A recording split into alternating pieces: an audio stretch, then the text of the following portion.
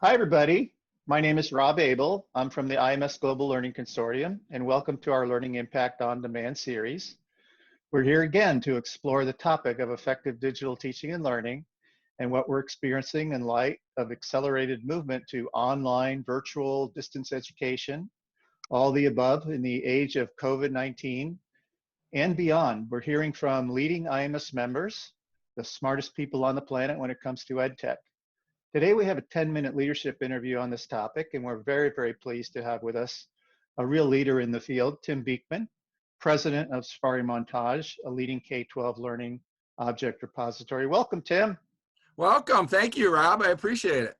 Yeah, it's nice to have you. So what we're doing here is we're basically trying to hone in and get your insights for our audience on really this unprecedented situation, this acceleration, scale up, some done well, some perhaps not done as well, and all the spectrum in between.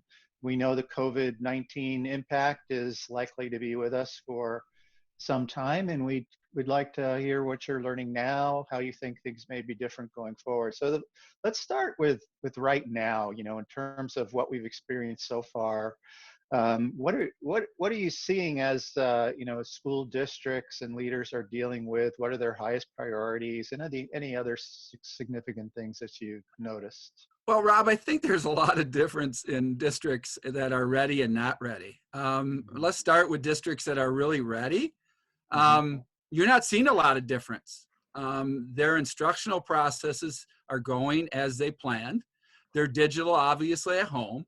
Their teachers are prepared and they're working. A great example, if I can give an example, Rob, is Gwinnett. Yeah, sure. 97% attendance, higher than when the kids were in school, of learning going on. So the process is really how well you were organized and fundamentally sound for a digital learning environment. And it's not just a big district. You take Pickens, who is digital ready and was out of the box. Lots of other districts are looking at how they're going to change things and modify. And it's funny because, quite frankly, Rob, the students were ready for this. They've been doing it for years. And I think we've missed that point. The weakness in this is the parents and the instructional delivery and the interactivity. And so, what I see, our usage is up in our major sites 20x and above. So those numbers are freaky. If you saw my LinkedIn post, 3 million logins in less than 30 days in Gwinnett. So huge increases in utilization. Districts that are looking at their plans hopefully aren't doing major changes, because I think major changes are difficult. I also think that digital instruction is no longer ancillary. It is the instruction. So those are the big changes I see, is getting parents ready and getting the interactivity to the teacher ready remotely, and the opposite of kind of how they've been doing it right now. Okay, so that's an amazing set of numbers there. So as we're looking towards the fall, we know it is probably not going to be completely back to school as normal. It's hard to predict exact. It's going to be different in different areas of the country, I'm sure. Are there things that either the more successful school districts will be doing to enhance what they're doing, or is there a chance for other districts who haven't been as prepared perhaps to get prepared in that time? I think so. I mean, Rob, I think a major mistake is let's go change our whole digital curriculum structure and plan. I think you have to start with the same instructional model of what you wanted to teach. The only difference is you're teaching it at home. So districts that are saying grasping all kinds of new things, I think is a major mistake. I think you have to really say, what is our instructional objectives?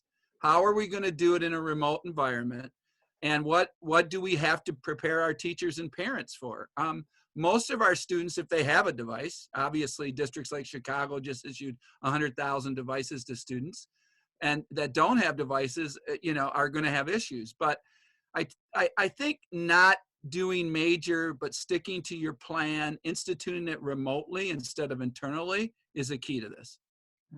So scaling up what you know how to do Yeah, I already. think scaling up, I think the districts that are going, I'm going to go do a new plan, are going to fumble. You know, it's like a new team that's going to do a different offense. I mean, Hmm. you know, you're not, as long as you think you got 3 years to do it, that's fine. And I just think districts that take what you do solidly, move it to remote learning, and you'll be successful. Hey, do you have any thoughts about what could turn out to be, you know, kind of a blended situation, like an A/B schedule sort of thing, you know, where half the students are there, half of the time or something? Is the same technology apply? Are there any differences? Any thoughts on that Well, protocol? let me give you the first thought, Rob, which might be a little different answer, but first of all, we're not going back to the old way. Mm-hmm. I think it's a done deal. You know, there's researchers out that say 10% of the kids aren't going back to school, even if it goes back to normal. So I think we've realized, you know, that for the first time, digital instruction, delivery, analytical data to process in it, understanding the value prop of the engagement of the student, the parent, and the teacher and administrative staff supporting that is really going to happen. And Mm-hmm. the reality is, you know, we've been great. You know, I've been in this a long time. We've been great at talking about how this is going to happen. And districts, yeah, we're kind of ready. Well, I think realities hit everyone. And it's like, you know what? We didn't really think about parents' education here if they have to be Mm-hmm. home.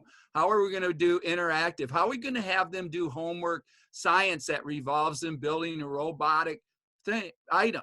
How are we going to Mm-hmm. know where the students are in real time? To me, those are exciting areas that are happening. And so, yeah, I think we're going to see the changes, but the changes should fundamentally be the same instructional process you're doing, just bringing it to a different location. Mm-hmm. And I think the split day thing, unless there's additional funding, is going to be almost impossible, because what are you going to do with kindergartners? What are you going to do with second graders? You Mm. know, on a Monday, off a Tuesday, Wednesday. Uh, I just, if COVID is an issue in the fall, who's going to decide to bring their kids back to school? That's a Right. really tough question. Right. And you know, I know Safari Montage as a product is known for, you know, providing access to a very wide range of, you know, digital resources. Is there anything you're seeing in terms of, obviously the logins have gone up, but in terms of supplemental resources or Oh anything yeah. along those lines? Yeah. Oh Yeah. yeah, I'm going to say many of our customers have added all kinds of different vendors into the Learning Object Repository, because now, quite frankly, they do need a single place for teachers and parents to search, Mm-hmm. not Mm-hmm. multiple places. They also need to know that, you know, a lot of the learning platforms are separate from the lower for us right now, and why they're hooked together, the ability that they can just search with outside to grab additional resources to support what the parent needs from Mm-hmm. these major companies, HMH, McGraw-Hill, all those folks, is huge. And we're seeing a dynamic increase in the amount of Right. cartridges loaded into the Learning Object Repository. Right. So I guess that's one of the reasons why things here are probably going to change forever, because now you've got teachers, you know, students and even parents who are really looking at this, you know, getting much more experience on how to do this sort of thing. So the lasting impact, you mentioned some of the things already. You said, using data, understanding what's going on. What are some of your other thoughts about the lasting impact? Well, I think that's a great question and a really tough one to answer, because I think because there's just so much data there. I think the lasting impact will be that data will become a big driver, which I've kind of mentioned. Mm-hmm. I would say the amount of requests and integration for real time. Is the student on task? Are they doing what they're supposed to do? Are they playing the resource they're supposed to play? Are they getting a formative assessment and the summative assessment and an outcome? Is really a dynamic shift.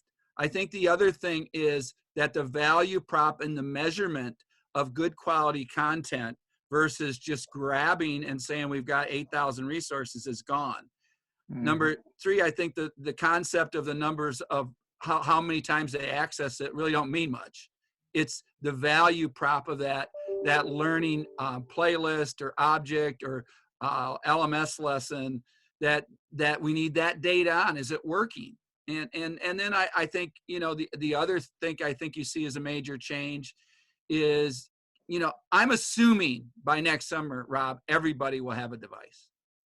I'm hoping that the government and the states, despite them losing a lot of funding, are going to realize that if students don't have devices, it's you know, equity's not there at all. And we're going to have to find a way to do that. And whether that's E-rate changing, I think you're going to see a lot of federal changes, I hope for the better, in the next year. Mm-hmm. Wow, those are some great insights. Finally, I wanted to thank you personally for being a leader in our nonprofit work at IMS Global Learning Consortium, along with SAFARI Montage. How would you describe the impact of the work of IMS Global now and going forward as it relates to this whole acceleration of digital? I'm going to smile because I'm so excited that I mean this, Rob, so excited that I believed in IMS so long ago, is not because of this, but the need for this, which is kind of interesting, is that COVID-19 points out the total value of IMS. And I'd hate to see where we are instructionally, the chaos we would be in without all the IMS standards. I mean that sincerely from the bottom of my heart. The idea of rostering, of parent involvement into standards, of resource allocation, to assessment, to badging, this is where it's going to go. And this has proven that if you don't have it, you know, I'll just say this. All you got to do is look around at the most successful districts during this crisis. And guess what? They're all IMS districts, very supportive. There's no doubt. This IMS has set the bar to make digital learning work in this style of environment. Well, that's great to hear. Thank you, Tim, for your insights, and thanks to our viewers for tuning in. We look forward to seeing you back here for more of our series on highly effective digital teaching and learning. This is Rob Abel saying bye for now, and let's keep the learning going.